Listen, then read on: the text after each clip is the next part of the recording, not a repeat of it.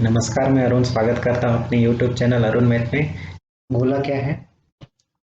एक वृत्त को व्यास के परितः घुमाने पर जो आकृति प्राप्त होती है उसे गोला कहते हैं।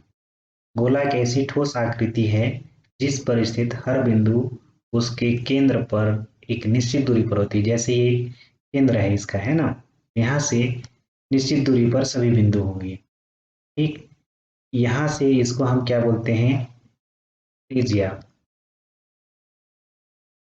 इसको हम आर से प्रदर्शित करते हैं। ये गोला की त्रिज्या हो गई। ठीक है, गोला इस प्रकार से होते हैं। ठीक, पहला सवाल सॉल्व करते हैं इसको।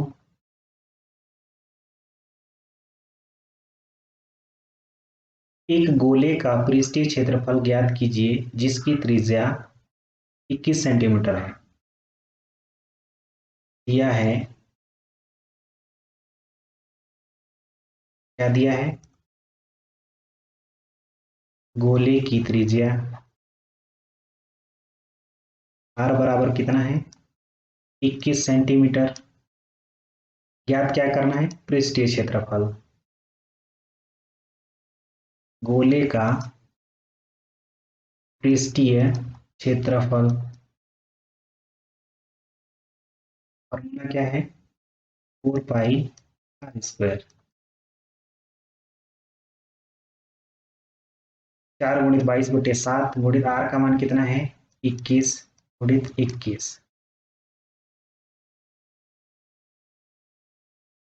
7×21 88। अब 88 गुणित 63 कर दीजिए, कितना हो जाता है? 500 5544 वर्ग सेंटीमीटर। ठीक है, ये क्या है हमारा आंसर। नेक्स्ट अगला प्रश्न देखते हैं। एक ग्लोब का व्यास 14 सेंटीमीटर है, तो पृष्ठीय क्षेत्रफल ज्ञात कीजिए। दिया है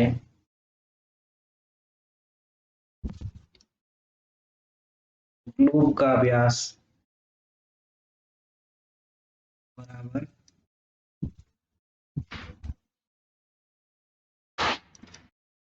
14 सेंटीमीटर। त्रिज्या कितनी हो जाएगी? व्यास का आधा होता है 7 सेंटीमीटर। ठीक, पृष्ठीय क्षेत्रफल ज्ञात करेंगे। ग्लोब का पृष्ठीय क्षेत्रफल, ग्लोब कैसा दिखता है? गोल दिखता है, इसलिए गोले का पृष्ठीय क्षेत्रफल ही लगेगा। फार्मूला क्या होता है? 4 पाई आर स्क्वायर। 4 इंटू 22/7 गुणित कितना हो जाएगा? 7 गुणित 7।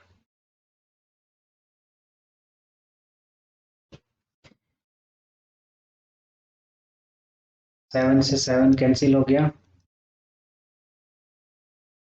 22 चौके 88 इंटू 7 कितना हो जाएगा?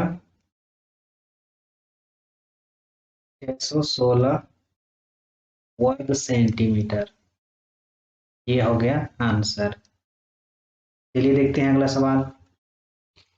एक गोले का पृष्ठीय क्षेत्रफल 154 वर्ग सेंटीमीटर है, तो गोले का व्यास ज्ञात कीजिए। हल करते हैं इसको। दिया है, क्या दिया है? गोले का पृष्ठीय क्षेत्रफल। गोले का पृष्ठीय क्षेत्रफल कितना है? 154 वर्ग सेंटीमीटर। गोले का पृष्ठीय क्षेत्रफल का फार्मूला होता है 4 पाई आर स्क्वायर। ठीक है, अब इसमें आर का मान अपन को निकलेगा यहाँ से। इसको पक्षांतर कर देते हैं, 4 पाई को इधर पक्षांतर कर देते हैं, तो कितना हो जाएगा? 154 गुणित 7/22, इधर 22/7 होता, ये इस पार जाके पलट गया है ना, पक्षांतर करने से जो बटे में रहता है वो पलट जाता है। इंटू 4 है ना, 4 भी है, इसको डिवाइड कीजिए, कितना हो जाता है,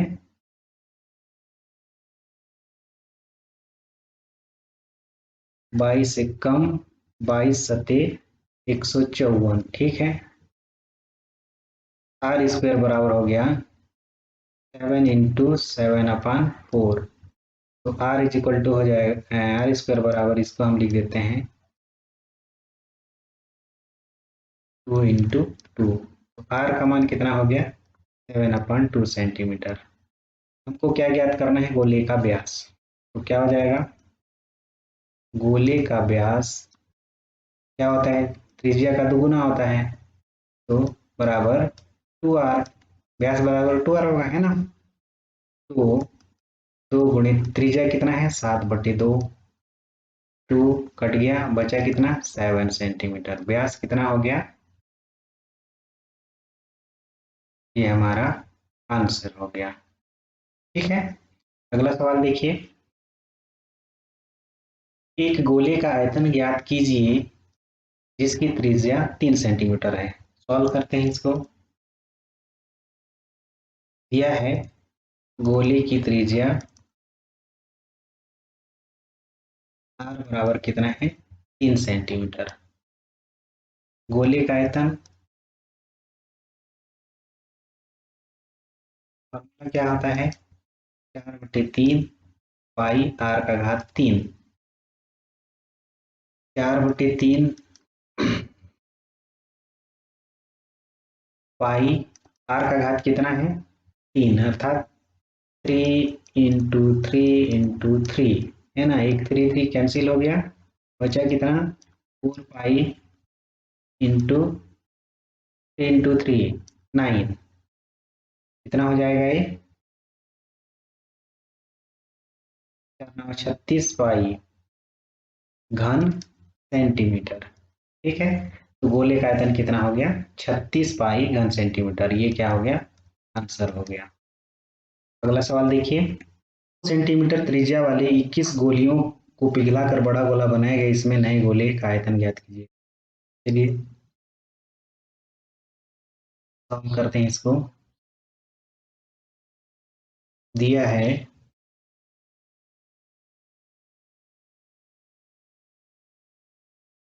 गोली की त्रिज्या r बराबर कितना है 2 सेंटीमीटर, गोली की संख्या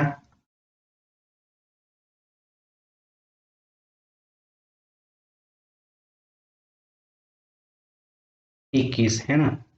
अब इसी छोटी गोली को मिला करके एक बड़ा गोला बनाया जाएगा, तो दोनों का आयतन समान होगा, तो 21 गोली का आयतन बराबर क्या होगा नए गोले का आयतन,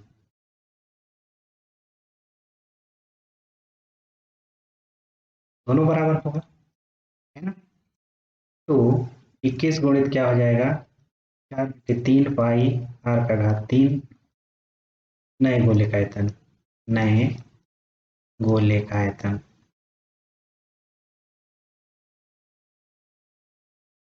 21 गुणित 4/3 गुणित पाई गुणित r का मान कितना है यहाँ पर 2,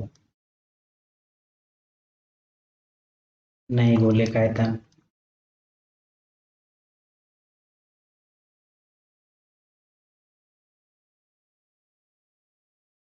अब देखिए इसको डिवाइड कर दीजिए, कितना हो जाएगा 7 × 4 पाई इंटू इक्वल टू नए गोले का आयतन।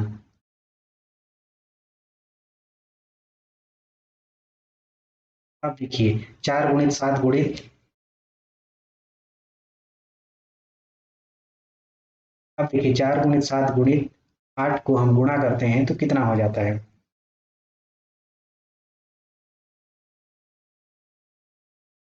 224 पाई घन सेंटीमीटर नए गोले का आयतन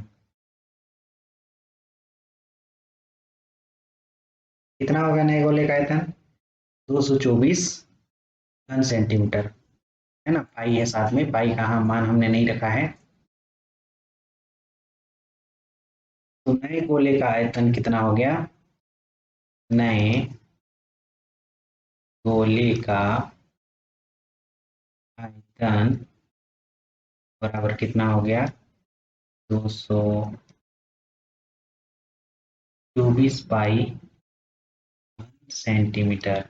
ये हमारा आंसर हो गया। ठीक है, अगला प्रश्न देखते हैं। अगला प्रश्न है एक छोटे गोले अगला प्रश्न है एक ठोस गोले की जिसकी त्रिज्या 10.5 सेंटीमीटर है को पिघलाकर कुछ छोटे शंकु बनाए गए जिनमें की प्रत्येक की त्रिज्या 3.5 सेंटीमीटर, ऊंचाई 3 सेंटीमीटर है। तो बनाए गए शंकु की संख्या ज्ञात करना है। चलिए सॉल्व करते हैं इसको। दिया है, क्या दिया है? गोले की त्रिज्या, गोले की त्रिज्या r बराबर कितना है? 10.5 सेंटीमीटर। पिघलाकर इसी को शंकु बनाया जाएगा, है ना। तो गोले की त्रिज्या है तो क्या निकलेगा? आयतन से।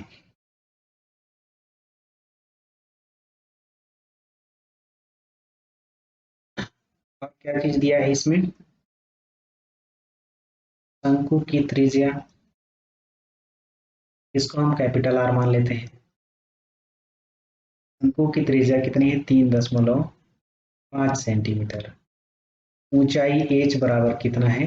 3 सेंटीमीटर।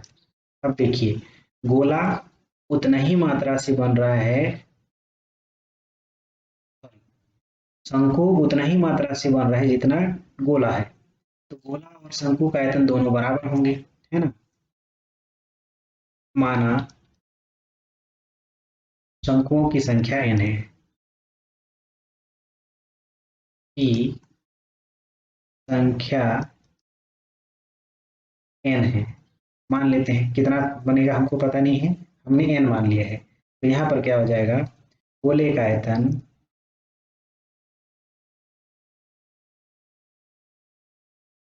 बराबर क्या होगा? n गुणित शंकु का आयतन।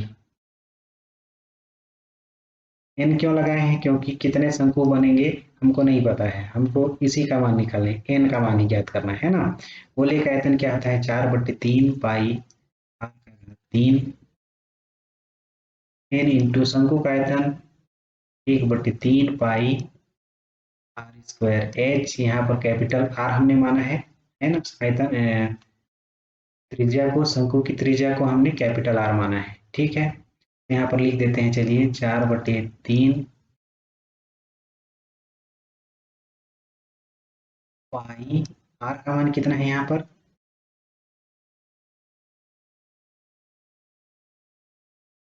10.5 बराबर n गुणित 1/3 पाई आर का मान यहाँ पर कितना है? 3.5। एच का मान 3 है, ये 3 से 3 कैंसिल हो गया, पाई से पाई कैंसिल हो गया। तो यहाँ बचा कितना है? 4/3 गुणित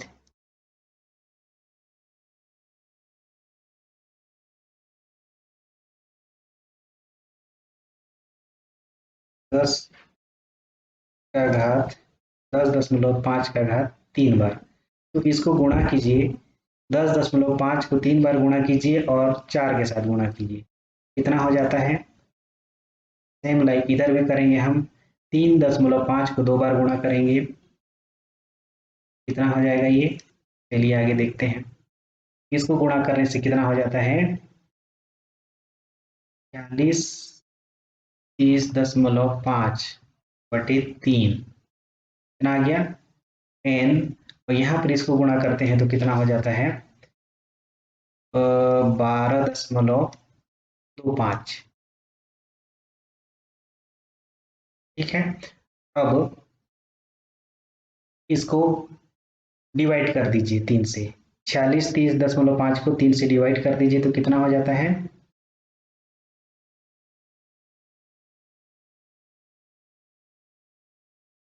15 43.5 बराबर n गुणित 12.25। अब देखिए, अब इसको इस पार डिवाइड पक्षांतर करेंगे तो कितना हो जाएगा, बटे में आ जाएगा। तो n बराबर हो जाएगा 15 43.5 बटे 12.25। इसको डिवाइड करने से कितना होता है 126। 126 क्या है, अंकों की संख्या, अंकों की संख्या। मतलब क्या हुआ, एक ठोस गोले की त्रिज्या जो 10.5 सेंटीमीटर है वो पिघलाकर शंकु बनाते हैं तो कितने शंकु बनेंगे 126 शंकु। ये आंसर हो गया।